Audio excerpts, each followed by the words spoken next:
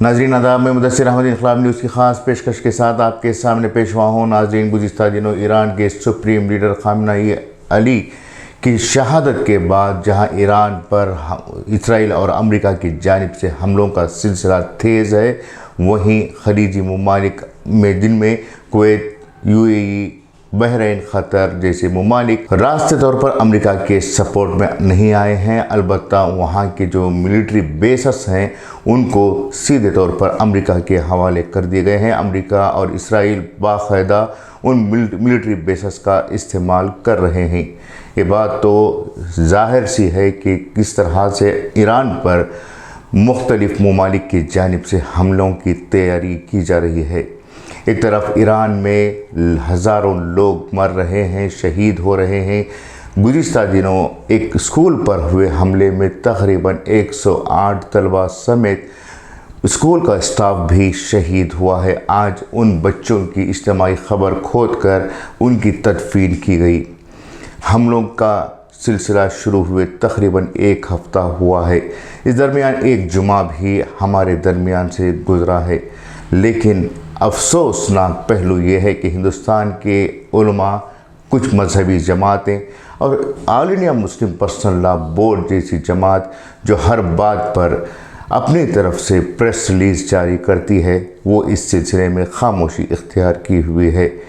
जो उलमा सियासतदानों की लंबी उम्रों के लिए दुआएं करते हैं, जो उलमा हराम खोर सियासतदानों के लिए लंबी उम्र की दुआएं करते हैं, उनके बर्थडे पर विशेस करते हैं।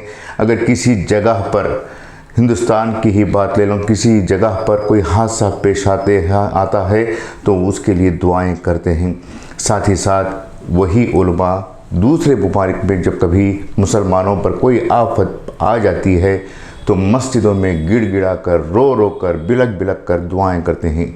लेकिन यहाँ सवाल ये उठ रहा है कि आखिर ईरान के हक़ में हिंदुस्तान के सो कॉल्ड सुन्नी उलमा क्यों आवाज़ नहीं उठा रहे हैं, क्यों दुआओं का सिलसिला शुरू नहीं किए हैं। यकीनन दुआएं बोल कर नहीं करवाई जाती हैं, बल्कि दिल से निकलने वाली बात है। लेकिन जो हालात हम इस वक्त देख रहे हैं वो इस बात की तस्दीक है, इस बात की शहादत है कि हमारे दिलों में शिया या फिर ईरान या फिर ईरानी मुसलमानों के तय बिल्कुल भी हमदर्दी नहीं है।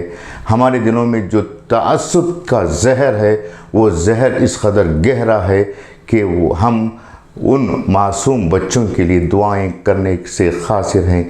हम ईरान के मुसलमानों के लिए दुआएं करने से ख़ासिर हैं। शिया और सुन्नी के जो जहर मुसलमानों में भरा हुआ है वो यकीनन इस कदर ज़ाहिर हो रहा है कि हम मुसलमान मुतअस्सिबाना हैं, हम ख़ुद कम्युनल हैं, हमारे पास सेक्युलरिज़म या फिर इस्लामिक नज़रियात का कोई वजूद ही नहीं है। हमारे दरमियान कई ऐसे उलमा हैं जो गिड़गिड़ा कर रात रात भर मुसलमानों को दुआएं करने के लिए कहते हैं, लेकिन वो ख़ुद इस वक्त खामोशी इख्तियार किए हुए हैं। यकीनन रमज़ान का महीना है, मसरूफियात तो होती ही हैं, दुआओं का सिलसिला भी चलता रहता है, लेकिन इज्तिमाई दुआओं के ताल्लुक़ से मुसलमान इस कदर खामोश क्यों हैं, क्यों आखिर तअस्सुब का जहर लिए घूम रहे हैं। ये सवाल पैदा होता है कि क्या वाकई में हम मुसलमान हैं। दूसरी कौमों के लिए हाथ उठाने की तरगीब देने वाले नबी करीम सल्लल्लाहु अलैहि वसल्लम के उम्मती होने के बावजूद कलमा गो मुसलमानों के लिए दुआ करने के लिए क्यों नहीं कहा जा रहा है। आखिर क्या वजह है कि तअस्सुब को लेकर इस तरह से मुसलमान घिरे हुए हैं। एक भी बयान या फिर एक भी मस्जिद के ज़रिए से ईरान के मुसलमानों के हक़ के लिए दुआ करने के लिए गुजारिश नहीं की गई है।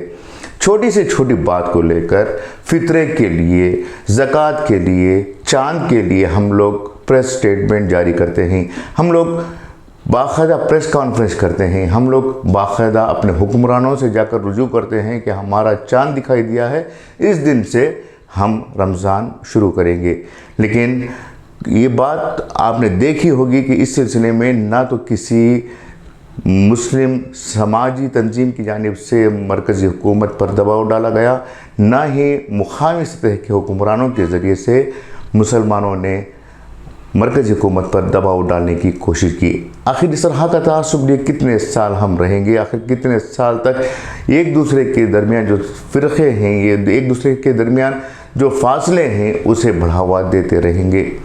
हम ये नहीं कह रहे हैं कि आप इस वक्त शिया मुसलमानों के लिए आवाज़ उठाकर खुद शिया बजाएं, बल्कि हम ये कह रहे हैं कि शिया मुसलमान भी मुसलमान ही हैं, शिया मुसलमान भी इंसान ही हैं। आखिर आप लोग क्यों इस कदर अपने आप को अलहदा करने की कोशिश कर रहे हैं? आपको याद होगा कि किस तरह से इसी ईरान ने फ़लस्तीन की हिमायत में खुलकर आवाज़ उठाई थी। आपको याद ये भी होगा कि किस तरह से ईरान ने फ़लस्तीनियों की हिमायत में बमबारी की थी। आपको ये भी याद होगा कि अमेरिका और इसराइल जैसे ताकतों के सामने अगर कोई डट कर खड़े होने वाला मुल्क है तो वो ईरान ही है।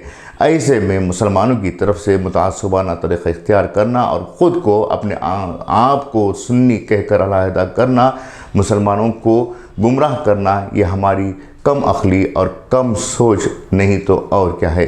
ज़रूरत इस बात की है कि हमारी जो मिली, समाजी और मजहबी जो क़ियादत है वो अपने तासुबात को, वो अपने कम्युनलिज़म को छोड़कर इस तरह के हालात में आगे बढ़कर मुसलमानों के हक़ के लिए आवाज़ उठाएं, उनके लिए दुआओं के लिए अपील करें, उनकी दुआओं के लिए गुजारिश करें और ख़ुद भी दुआ करें। यही आज की अहम पेशकश है। उम्मीद कि आपको पसंद आएगी ये बात और इस बात को आगे बढ़ाने की कोशिश करेंगे। शुक्रिया।